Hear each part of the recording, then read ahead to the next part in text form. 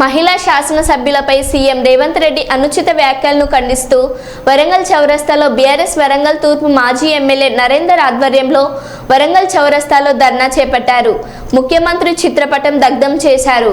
ఈ సందర్భంగా మాజీ ఎమ్మెల్యే మాట్లాడుతూ రేవంత్ రెడ్డి ప్రభుత్వంలో నిరసన తెలిపే స్వేచ్ఛ కూడా లేదని, పోలీసులు దిష్టిబొమ్మను ఎత్తుకెళ్లారని అన్నారు. అసెంబ్లీ సాక్షిగా ఒక మహిళ ఎమ్మెల్యేను అవమానపరుస్తుంటే సాటి మహిళా మంత్రులు వారు ఏమి ఆశించి సీఎంకి సపోర్ట్ చేస్తున్నారో ఆలోచన చేయాలి. బేషరతుగా సీఎం రేవంత్ రెడ్డి రాష్ట్ర మహిళలకు బహిరంగ క్షమాపణ చెప్పాలని డిమాండ్ చేశారు.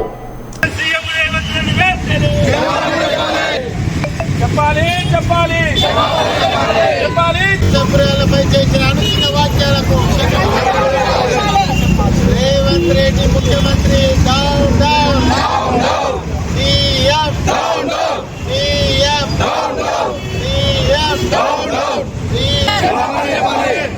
CM Revanth Reddy down down CM Revanth Reddy down down CM Revanth Reddy down down పట్టి డౌన్ డౌన్ పట్టి డౌన్ డౌన్ పట్టి డౌన్ డౌన్ పట్టి డౌన్ డౌన్ డౌన్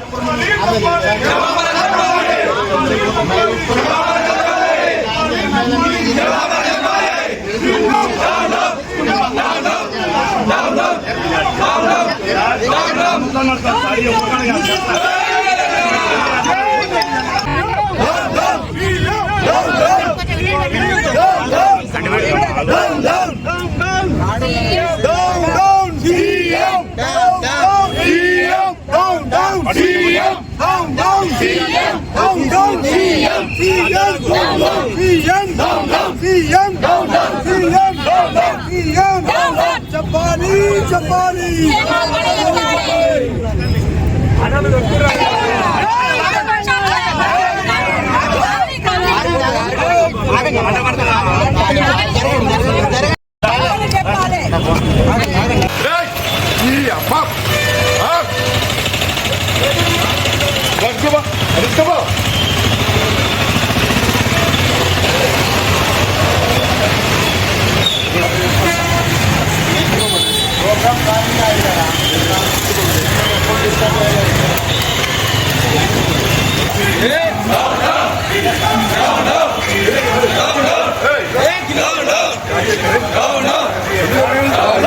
నియోజకవర్గంలో ఎంత గమ్మత్తైన పరిపాలన ఉన్నదంటే, మా నిరసనను తప్పు చేసిన వాళ్ళు బాగున్నారు, వాళ్ళను కాపాడడానికి వీళ్ళు నానా అపసోపడుతున్నారు. దిష్టి బొమ్మ కాల్చే స్వేచ్ఛ లేదు, నిరసన చెప్పే స్వేచ్ఛ లేదు. ఇంకా అన్యాయంగా చెప్తే వాళ్ళే ముందుపై దిష్టి బొమ్మ గుంజుకొని వస్తారు. అంత జాగ్రత్తగా కాపాడుకుంటున్నారు ముఖ్యమంత్రిని.